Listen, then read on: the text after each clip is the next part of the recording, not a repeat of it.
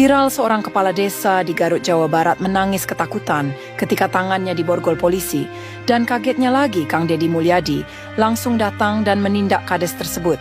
Karena tak masuk akal, setahun menjabat kades itu malah membeli jet pribadi bernilai ratusan miliar.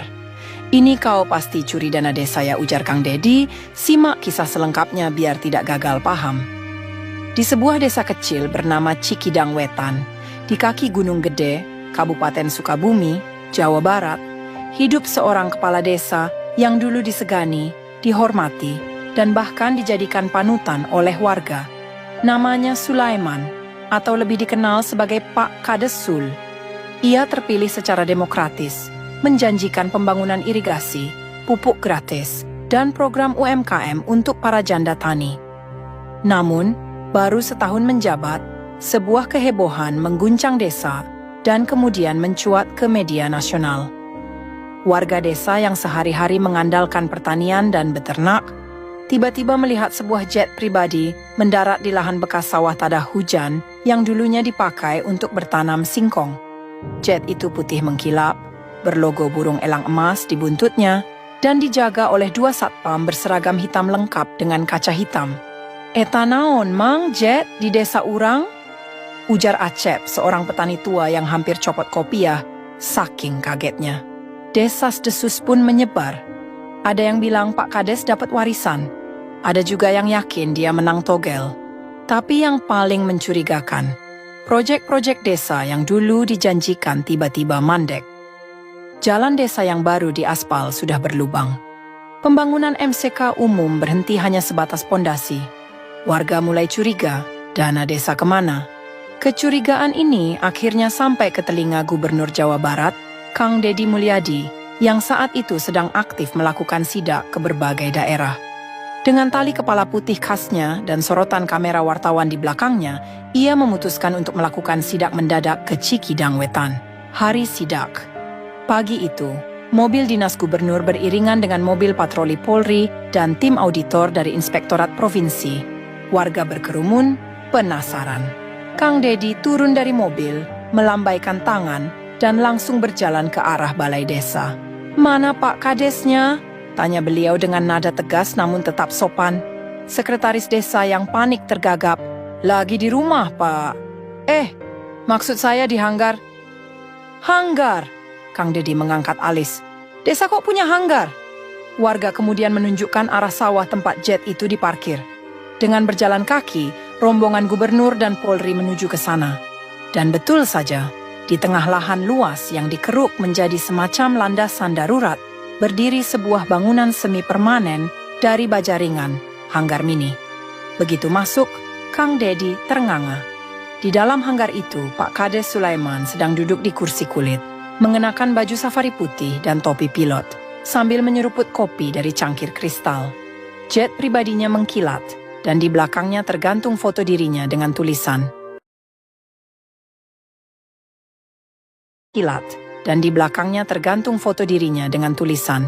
"Dari desa menuju dunia."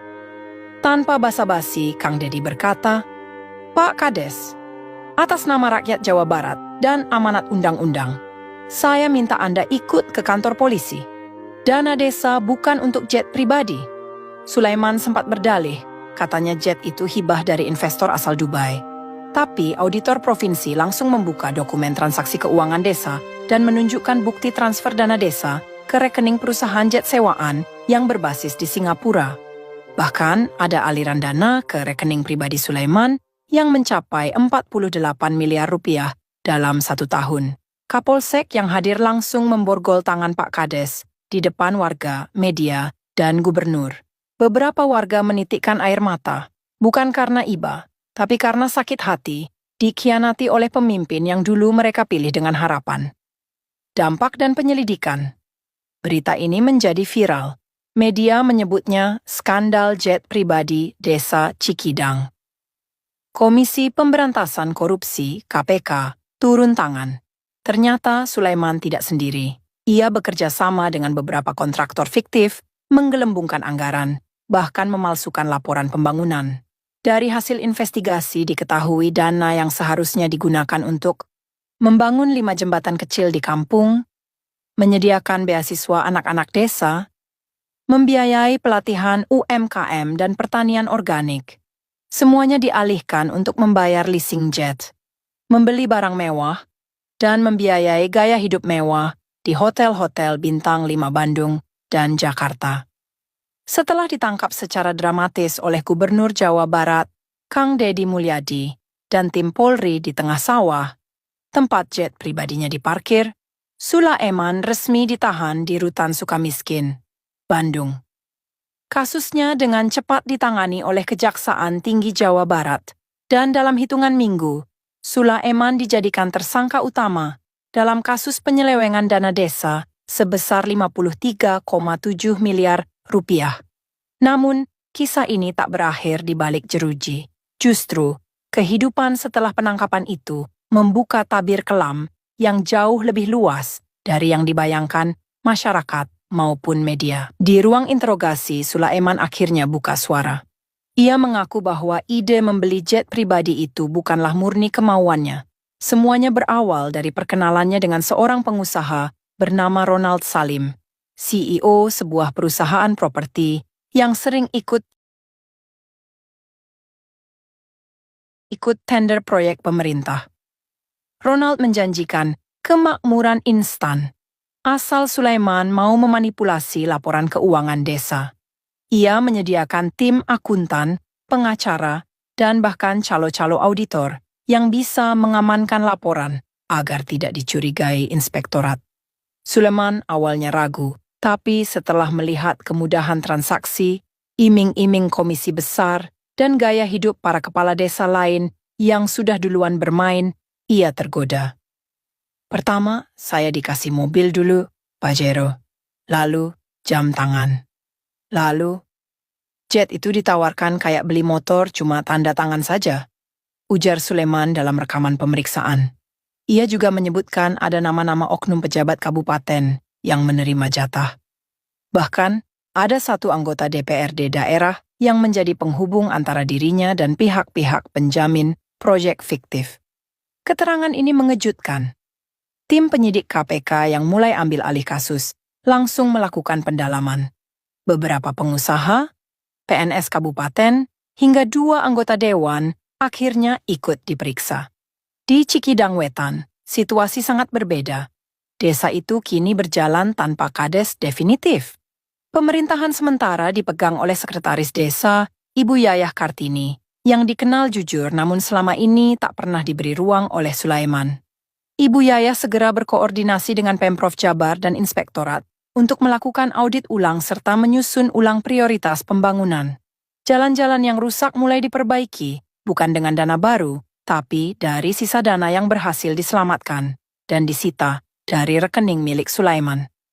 Lebih dari 30 warga diajak aktif dalam perencanaan pembangunan ulang. Kang Deddy bahkan datang lagi 3 bulan setelah penangkapan untuk meresmikan program Gotong Royong Transparan, sebuah sistem pelaporan keuangan desa berbasis aplikasi Android sederhana yang bisa diakses warga desa melalui smartphone. Mulai sekarang, warga bisa lihat kemana dana desa mengalir.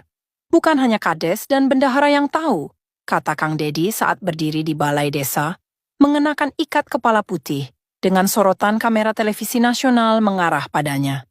Warga Cikidang Wetan menyambut hangat program ini. Pemuda-pemuda desa mulai aktif lagi. Mereka membantu membuat aplikasi, mendampingi warga lanjut usia untuk mengakses informasi, dan bahkan memviralkan cerita desa mereka sebagai bentuk peringatan ke desa lain. Sidang pertama Sulaiman digelar di Pengadilan Tipikor Bandung, disiarkan langsung oleh beberapa media nasional. Ruang sidang penuh sesak. Jaksa menuntut Sulaiman dengan dakwaan berlapis: korupsi, gratifikasi, penyalahgunaan wewenang, dan pencucian uang. Namun momen yang paling menyayat hati terjadi ketika ibunya Sulaiman datang ke persidangan. Seorang wanita renta berkerudung coklat datang dari kampung halaman di Tasikmalaya dengan menumpang mobil relawan. Ia menangis melihat anaknya yang dulu dididik dengan susah payah agar bisa jadi orang, kini duduk di kursi pesakitan dengan tangan di borgol. Ibu bukan malu? tapi hancur hatinya. Kau dulu ngaji bantu petani. Kenapa jadi begini? Isaknya di luar gedung pengadilan. Tangisannya membuat banyak orang terdiam. Bahkan jaksa dan hakim pun sempat menundukkan kepala beberapa detik. Sulaiman sendiri hanya bisa tertunduk. Ia menangis, menyesal. Tapi semua sudah terjadi. Ia kini menjadi simbol kejatuhan pemimpin desa karena keserakahan. Sementara itu desa Cikidang Wetan tidak tinggal diam. Mereka justru menjadi pionir perubahan. Dengan bantuan Dinas Pemberdayaan Masyarakat Desa Jawa Barat, mereka membentuk Forum Desa Anti Korupsi, FDAK, yang kemudian menjadi model nasional. Forum ini menyusun pelatihan rutin, baik untuk aparat desa maupun masyarakat, agar melek anggaran, memahami hukum administrasi, dan bisa mengawasi jalannya pembangunan desa. Anak-anak muda seperti Dadan, Iwan, dan Ewis, yang sebelumnya merantau ke kota, kini kembali ke desa dan mendirikan koperasi digital yang memasarkan produk-produk hasil bumi Cikidang Wetan secara online. Desa yang dulu penuh gosip karena jet pribadi kadesnya, kini dikenal sebagai Desa Digital Tangguh. Setahun setelah penangkapan Sulaiman, Kang Dedi kembali datang ke desa itu. Kali ini bukan untuk menyidak, tapi untuk memberikan penghargaan desa berintegritas tahun ini kepada warga Cikidang Wetan. Di dalam penjara, Sulaiman menjadi pribadi yang berbeda. Ia mengikuti kelas keagamaan dan menjadi pembimbing bagi narapidana baru. Ia menulis sebuah buku berjudul Saya Kades, Saya Khilaf, yang kemudian dicetak oleh sebuah penerbit dan digunakan sebagai bahan kampanye anti korupsi di beberapa sekolah tinggi pemerintahan. Namun pada akhirnya kisah ini tamat sampai di sini. Dan ingat, ini adalah kisah fiksi. Apabila ada kesamaan, nama dan tempat kejadian, mohon dimaafkan. Assalamualaikum.